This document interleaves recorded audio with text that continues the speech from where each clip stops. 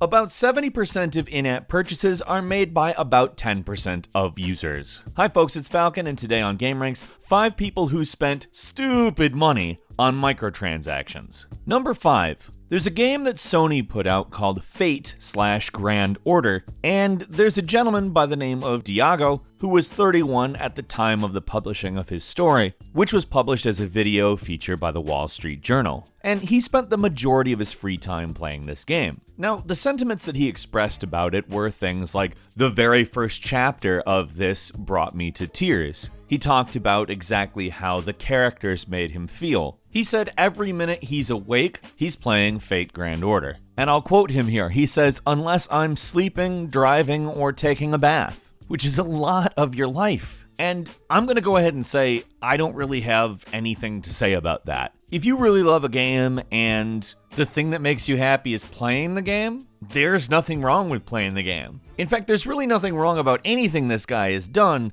However, there is a little bit of confusion and a total befuddlement because this guy has spent $70,000 playing Fate/Grand Order. He says, I don't like to think about that. I had some money saved up. I did stocks and futures, that kind of thing. I just want to make the characters stronger. He paid $500 for one character, but he wanted it to be much higher level, so instead of just spending $500 and getting the character, he spent another $2,000 getting the character to level 5. And again, I'm not going to say that there's anything wrong with his behavior, but I think that it's worth asking if he's addicted to gambling, because Fate Grand Order is one of those loot box games, and loot boxes are pretty slot machiney. But when I think about that, I'm just like, wow, what I would do with that money. Number 4, we have the story of another person who spent a similar amount of money, here $89,000, but I think makes it a little bit more clear that it's malicious in some way on account they're a librarian, which is a noble profession to be clear.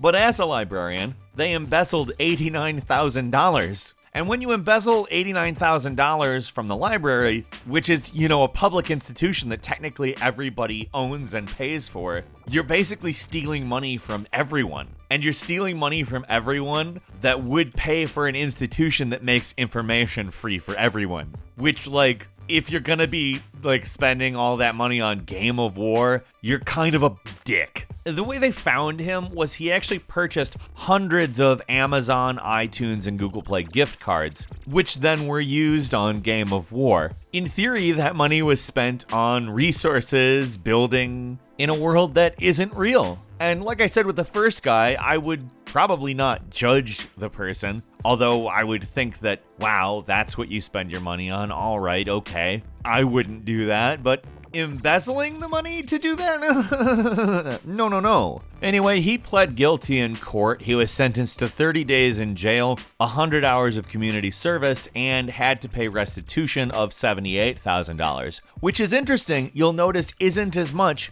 as he stole, and the reason for that is because it was believed that he probably could not pay back the full amount. Oh, and he sold his house to pay that amount. Yeah. Number 3, a 19-year-old spent well over $10,000 on microtransactions for, quite a few different games over the years. Counter-Strike, The Hobbit, etc. And he didn't just spend that money and there's a, story about how everything got bad for him. He actually published an open letter to EA and other developers that were including loot box mechanics. This was pretty much smack dab in the middle of the controversy surrounding Star Wars Battlefront 2. Keeping in mind that controversy was actually about how loot boxes work, how they are very much a gambling mechanic, and it was kind of timely. Now, journalists actually went ahead and verified that he had spent more than $10,000. In fact, he shared bank statements under the condition of anonymity, showing that he had spent $13,500. In his letter, he detailed his own history with a gambling addiction that was developed fully inside gaming that started with Clash of Clans, with a part-time job at Panera, spending about 90% of his $400 bi-weekly paycheck. And he's ultimately had to back off from a lot of games specifically because what they do is make it so that people who are vulnerable to those types of things incentivize them to give in to that vulnerability. He ended the letter by saying, "The majority of the reason that I made my post was not really to slam EA or any of the companies that do this, but to share my story and show that these transactions are not as innocent as they really appear to be. They can lead you down a path. It's not like buying a stick of gum at the store." And in order to not miss out on PlayerUnknown's Battlegrounds, for instance, he played the game while it was in beta and got all of the loot crate items before they started charging for them. Which, to be clear, is not bad or anything, but it sucks that these sort of cultural phenomenons that almost everybody is participating in, whether it be Fortnite or PlayerUnknown's Battlegrounds or whatever your taste leads you to, that a lot of it is to try to attempt to ensnare people like this and get tons and tons of money out of them because they become a reliable consumer. And I think that it's worth listening to his points about that.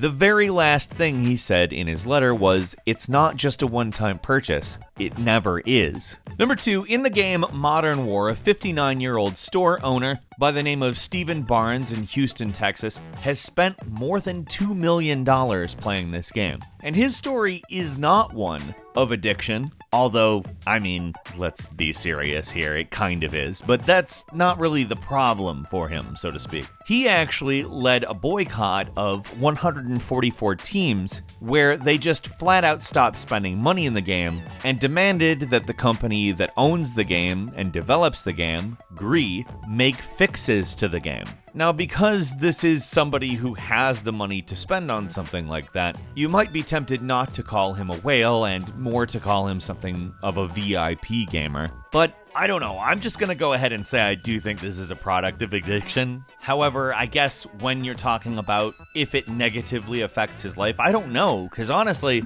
it seems like a lot of his life revolves around this game, and the fact that he had kind of some power to throw around in order to get this game fixed for more than just himself, but for everyone, I mean, it implies some way that this power spending could be useful. However, just because you have the money doesn't mean you aren't addicted. And is the power to say, hey, make the thing that you use to get money out of me work correctly so I can put more money into it, really a display of power? I don't know. I feel like that's something that's more up for discussion than a lot of contentious things that people argue about on the internet, so maybe let's meet in the comments and see what you guys think. And finally, number 1, remember that librarian that embezzled $89,000 in public funds to play Game of War? That's pretty, wild, right? Not anywhere nearly as wild as this guy. A gentleman from Sacramento by the name of Kevin Lee Coe embezzled $5 million from his employer and had spent $1 million of it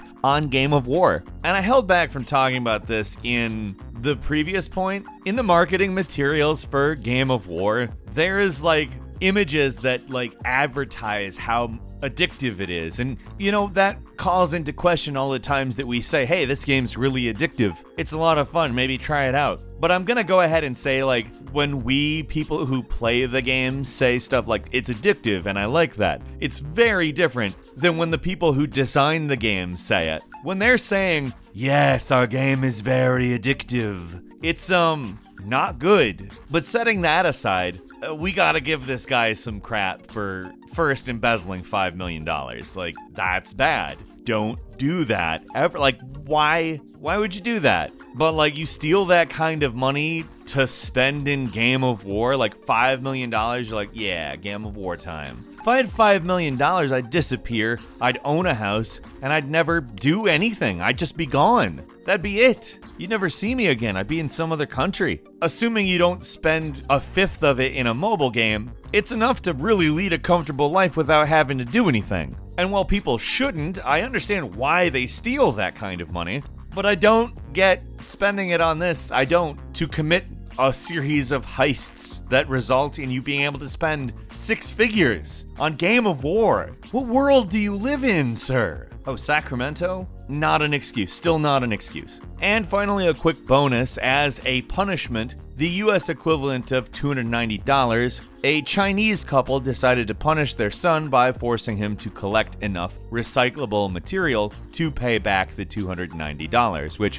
when you're collecting cardboard, bottles, newspapers and other things that you can get a deposit for. That's kind of a stiff punishment, actually. Will it work? I don't know. That was back in August of 2018 that news came out. I wonder where they are now. What do you think with all this? Leave us a comment, let us know what you think. If you like this video, click the like button. If you're not subscribed, now's a great time to do so. We upload brand new videos every day of the week, and the best way to see them first is a subscription, so click subscribe, and don't forget to click the notification bell. As always, we thank you very much for watching this video. I'm Falcon. You can follow me on Twitter at Falcon the Hero, and we'll see you next time right here on gameranx.